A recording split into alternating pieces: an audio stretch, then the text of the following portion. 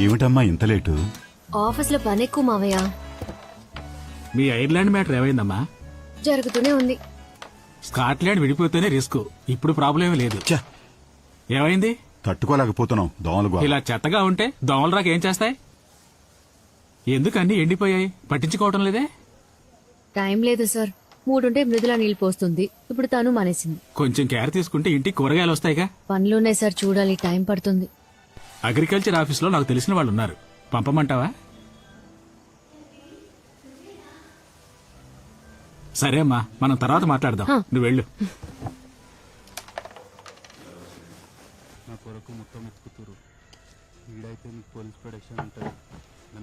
బాబు తందని దీనికి తెలిసిపోయిందా?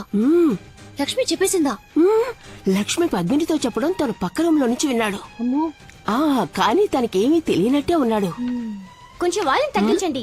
మీ ఇద్దరికి మాత్రం వినపడితే చాలు. ఈ ఇంట్లో ప్రశాంతంగా చదువుకోలేకపోతున్నాం. స్కూల్ నుంచి రాగానే బ్యాగ్ అటువైపు విసిరి పారేసింది. షూస్ విప్పి కాల్తో తన్నింది. ఏమిటి అని అడిగితే నీ పని చూసుకో అంటోంది. ఇలాగే వదిలేసావంటే రేపందరూ నీదే తప్పంటారు. అయ్యో, అదేంటి? నేను తనతో మాట్లాడొస్తాను. నాకు 36 ఏళ్లు. కానీ అది నా తప్పు కాదు. కాలచక్రం ఒకటి ఉంది, కానీ అది తిప్పుతుంది నేను కాదు. నువ్వు ఇలా మొహం ముడుచుకుంటే నా వయసేం తగ్గదు మృదులా. నేను నిన్ను 36 ఏళ్లకేం కనలేదు, 23కే అమ్మనయ్యాను. ఓ మాట అడగనా?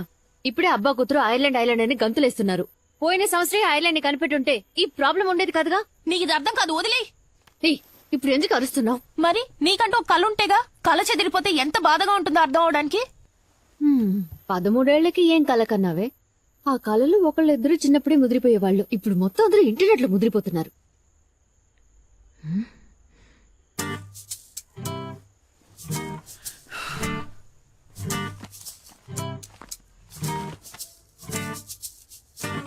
నా కాలేజ్ ఆటోగ్రాఫ్ బుక్ లో don't forget me when you conquer the world రాసింది ఎవరో తెలుసా తమరికి?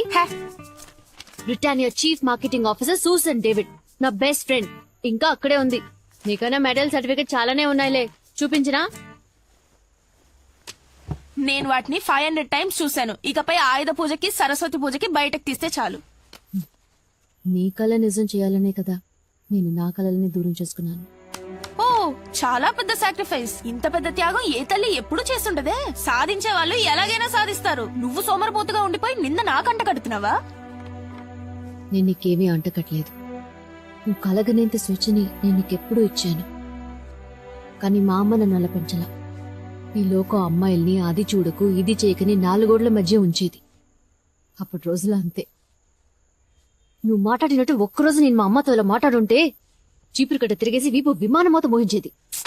అమ్మా ప్లీజ్, నీతో మాట్లాడుతుంటే ఐల్ బికమ్ ఓల్డ్. నేను ముసల్దాన్ని అయిపోతాను. నాకు ప్రాజెక్ట్ వర్క్ ఉంది, ఫినిష్ చేయాలి.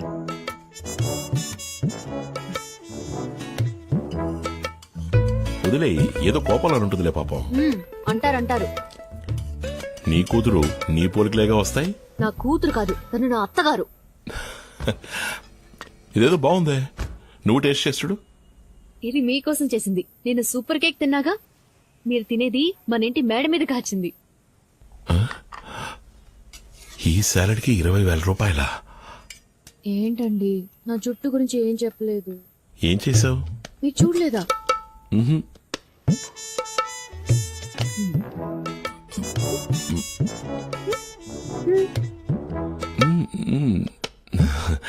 నైస్. ఊరికే చెప్పండి. లేదు, నిజంగానే. వైలెటా? Red gold. ఇప్పుడు లుక్ బాగుంది. మీకు నచ్చకపోతే రిమూవ్ చేయడానికి ఒక రిమూవర్ అక్కడే కొన్నాను. థ్యాంక్స్, మీకు నచ్చింది. రేపు మృదులా స్కూల్లో పేరెంట్స్ డే సెలబ్రేషన్, వెళ్ళి అదరగొట్టేస్తాను. అలాగే అలాగే. ఇంటర్వ్యూలో సెలెక్ట్ అవ్వలేదని నా మీద కోపం లేదుగా? ఈ రోజు 34 కోట్ల రూపాయల జీతం తీసుకునే ఓప్రా విన్ఫ్రే కూడా 5 సార్లు ఇంటర్వ్యూలో ఫెయిల్ అయ్యారు. ఏమన్నారు? 34 కోట్ల? ఎవరితను? ఉన్నారులే, గాజువాకలో ఒక లేడీ. పర్లేదే, మనూరి పిల్లే. ఇప్పుడు ఐర్లాండ్ వెళ్ళడం కుదిరేలా లేదు. ఏమైంది? అది ఉదయాన్నే ఒక చిన్న యాక్సిడెంట్. ఒక స్కూల్ పిల్లాడు మన కారుకి అడ్డంగా వచ్చి పడిపోయాడు. అయ్యో ఏం కాలేదుగా? ఏం కాలేదు, టెన్షన్ ఏం లేదు. నేను వెంటనే హాస్పిటల్ అడ్మిట్ చేయించి ట్రీట్మెంట్ ఇప్పించాను. మరి ఇంకేంటి? కేసు ఏదైనా అవుతుందేమోనని భయంగా ఉంది. అది మన వీసా ప్రాసెసింగ్ కి ప్రాబ్లం అవుతుంది. ఇన్నేళ్లు వీసా కోసం పోరాడి అది చేతికందే టైంలో. కేసు అంటే అరెస్టా? వాళ్ళు మిమ్మల్ని అరెస్ట్ చేయరుగా? లేదు, ఇన్సూరెన్స్ ఉంది, అలాంటి ప్రాబ్లం ఏం రాదు. వీసా మ్యాటర్లోనే నాకు కొంచెం టెన్షన్ గా ఉంది. పోనీ నాన్నకి లైసెన్స్ ఉన్నా ఆయనే డ్రైవ్ చేశారు అని ఆయన లైసెన్స్ ఇచ్చేయచ్చు. మనందరం హ్యాపీగా ఉండాలనే కదా నేను ఇన్ని పాటలు పడుతున్నాను. లక్ అనేది చివరి వరకు నాకు జీవితంలో లేనే లేదేమో. నేను నడిపానని చెప్తే ఓకేనా? ఏ నా లైసెన్స్ దీనికైనా పనికొస్తుందండి. అది నేను తీసుకున్నానే గానీ దానివల్ల ఏ యూస్ లేదు. మీ సంతోషమే నాకు ముఖ్యం. మీ వీసాకి ప్రాబ్లం రాకుంటే నాకు అదే చాలు. ఓకే, నేను ఒక ఫోన్ చేసుకొస్తాను. హలో మూర్తి, నేను ప్రసాద్ని. మనం మాట్లాడుకున్నట్టుగానే ప్రొసీడ్ అయిపోవచ్చు. వసంతకి ఎటువంటి అబ్జెక్షన్ లేదు, కానీ తనకి ఫర్దర్ గా ఏ ప్రాబ్లం రాకూడదు. Thank you. అలాగే, ఓకే. ఇక్కడేం చేస్తున్నారు? ఎవరి దగ్గర నుంచి ఫోను?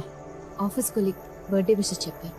ఓ, రండి భోంచెదురు గాని.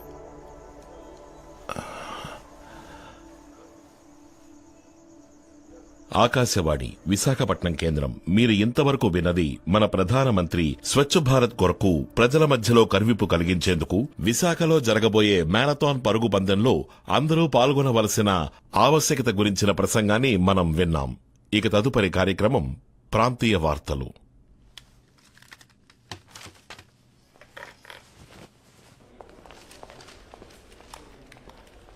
సార్, ఆ?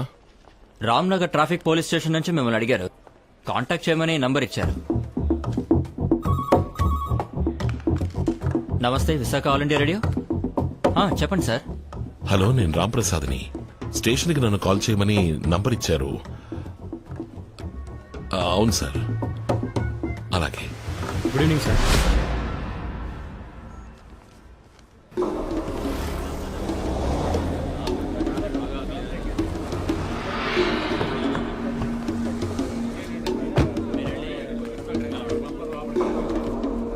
జగదాంబ సెంటర్ దగ్గర ట్రాఫిక్ జామ్ అయిందట, వెంటనే క్లియర్ చేయండి. Good morning. సరిగ్గా 4 గంటలకి ప్రెసెంట్ పాసింగ్ ఉంది. రాసావా? స్టీఫెన్ సార్ని మీట్ అవ్వాలి. నేనే పెట్టాలి. సార్, ఏంటి? నమస్కారం సార్. నా ఏయ్, పేరు త్వరగా రాంప్రసాద్. వెళ్ళవయ్యా. నా మొహం కేసు దిక్కులు చూస్తావేంటి? వెళ్ళు. ఆ, నేను రాంప్రసాద్ని. ఆ యాక్సిడెంట్ కేసేగా. ఆవిడెవరు? తను నా వైఫ్. ఇదెవరు? నేనే సార్. గుర్తుపెట్టారా? ఈ ఫోటో లైసెన్స్ లంగా ఓణి వేసుకున్నప్పుడు తీసింది. ఎక్స్పైర్ అయ్యి 2 ఏళ్లైంది. యాక్సిడెంట్ అయినప్పుడు సార్ ఎక్కడ ఉన్నారు? నేను కారులోనే ఉన్నాను సార్. ఇంట్లో వంట ఎవరు చేస్తారు? నేనే సార్. హౌస్ వైఫా? లేదు సార్, రెవెన్యూ డిపార్ట్మెంట్ లో వర్క్ చేస్తున్నాను. వర్క్ చేస్తున్నారు, డ్రైవింగ్ చేస్తున్నారు, వంట చేస్తున్నారు. అయితే మరి సార్ ఏం చేస్తున్నారు? సార్, నేను ఆల్ ఇండియా రేడియోలో జాబ్ చేస్తున్నాను సార్. ఇన్స్పెక్టర్ రామ్మూర్తి గారి ఫ్రెండా? ఆ రిపోర్టర్ ఇక్కడ అందరికీ ఫ్రెండే. ఇలా చూడమ్మా, ఇప్పుడు ఇది కేసు అయింది. RTI crime. ఈ నేరానికి 3 ఏళ్లు ఊచలు లెక్కెట్టాలని చట్టం చెప్తోంది. ఇకపై పత్రికలు, టీవీ, కోర్టు అన్ని మీ వెంటబడతాయి.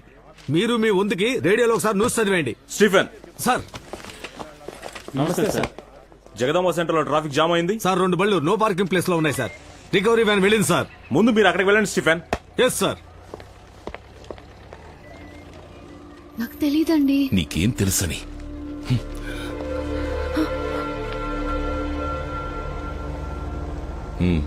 నీ పేరు చెప్పాను మూర్తి, ఆయన రెస్పాండ్ అవ్వలేదు. ఇప్పుడు ప్రాబ్లం అది కాదు, నా వైఫ్ లైసెన్స్. అది ఎక్స్పైర్ అయ్యి 2 ఏళ్ళు అవుతోంది. అవును, ప్రాబ్లమే. మనం ఒక లాయర్ ద్వారా మూవ్ చేయడం మంచిదని నాకు అనిపిస్తుంది. బర్త్ డేటా ఎవరికి తెలుసు? మేడం గారి జాతకంలో ఒక డేటు, స్కూల్లో ఒక డేటు, ఇంటర్ సర్టిఫికెట్లో ఇంకొక డేటు. ఆవిడ ఎప్పుడు పుట్టారో ఆవిడకే తెలీదు. ఇప్పుడు హెయిర్ కలరింగ్ చేయించుకుని మళ్ళీ 2nd ఇయర్ చదవబోతోంది. అబే లేదు మూర్తి, ఈ కేసు క్లోజ్ అయ్యేంత వరకు నేను టూరిస్ట్గా కూడా ఎక్కడికి వెళ్ళలేను. ఐర్లాండ్ వెళ్లే ఆశలు వదిలేసుకున్నాను మూర్తి.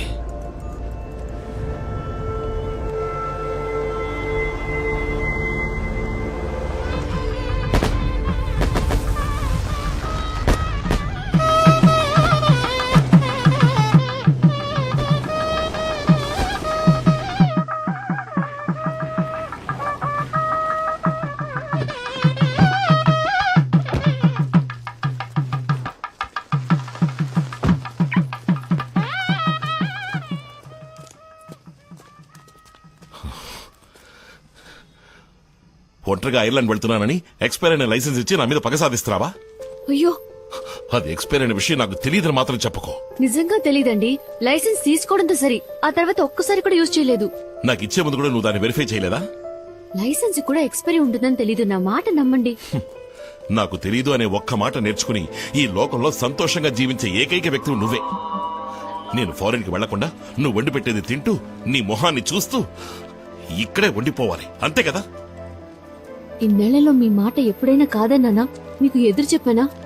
ఐర్లాండ్కి వెళ్దామని మీరు అన్నప్పుడు వయసైన అత్తయ్య మావల్ని ఒంటరిగా వదిలి వెళ్లడం బాగోదు, మీరు మాత్రం వెళ్ళండని చెప్పింది నేనే కదా. మీరిలా మాట్లాడొచ్చా? మనం హ్యాపీగా బతకాలన్న కోరిక నాకు మాత్రం ఉండదా? తప్పకుండా ఉంటుంది. రాణి కొన్న చీర కంటే నీ చీర కాస్ట్లీగా ఉండాలి. ఆఫీస్ అయిపోయిన తర్వాత గిరిజతో కలిసి పావు బాజీ తినాలి. ఇవన్నీ నువ్వు ఎంజాయ్ చేస్తూ చెప్తుంటే నేను ఇకిలించుకుంటూ ఊ కొట్టాలి. ఇలాంటివి చాలా ఉన్నాయిలే. నేను మీకు నచ్చలేదా? నీ వల్ల నాకు నేనే నచ్చడం లేదు. చక్కని జీవితానికి వేరే అర్థం ఉంది. ఉదయం 7 అర్జెంట్ గా టిఫిన్ మెక్కి, మధ్యాహ్నం భోజనాన్ని పొద్దున్నే టిఫిన్ బాక్స్ లో కుక్కేసుకుని, రాత్రి కేవలం 4 చపాతీలతో రోజంతా కాలక్షేపం చేసి, వారంలో వచ్చే ఒక్క ఆదివారం కోసం ఎదురు చూస్తూ జీవితంతో అయిష్టంగా బతికేమంటావు.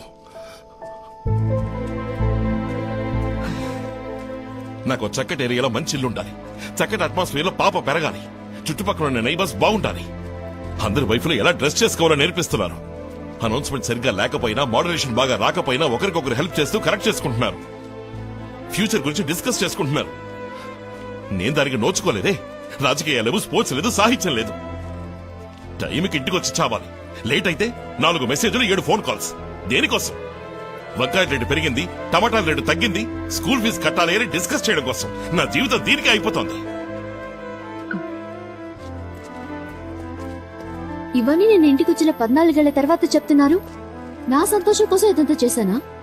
అత్తయ్యని మామయ్యని బాగా చూసుకోవాలన్న బాధ్యత నాకుంది. నిన్నే వండానో, రేపే వండాలి, ఇవాళ ఏం చేయాలి, ఇవన్నీ నాకు ముఖ్యమే.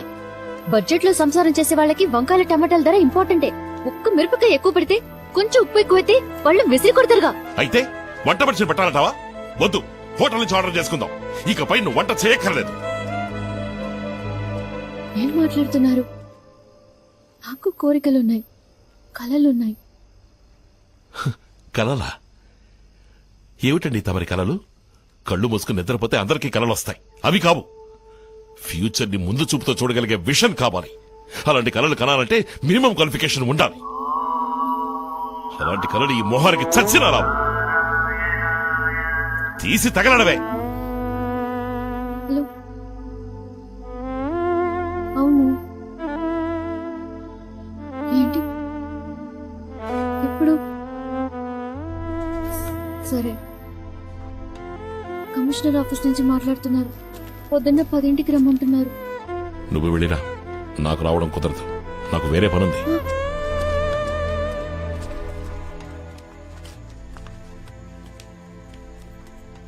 అన్నీ సాల్వ్ అయ్యానా? ఇంకే సమస్య లేదు.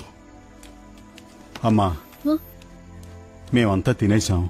అత్తయ్య తలనొప్పిగా ఉందని పడుకుంది. టేబుల్ మీద చపాతీలు చేసి ఉంచింది. తిని పడుకోండి. అలాగే మావయ్య.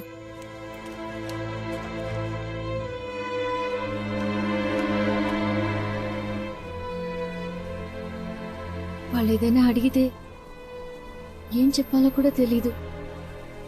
తెచ్చుకుంటేనే భయంగా ఉంది. మీరు రండి ప్లీజ్. ఇంకా భోంచేయలేదా? ఇక్కడేం చేస్తున్నారు? ఏదైనా సమస్యరా? అది యాక్సిడెంట్ కేసు గురించి కమిషనర్ ఆఫీస్ కి రమ్మన్నారు. ఆ, ఒకదాన్ని వెళ్ళాలంటే భయంగా ఉంది. ఒకదాని ఎందుకు వెళ్ళటం? సార్కి ఏం పనుందట?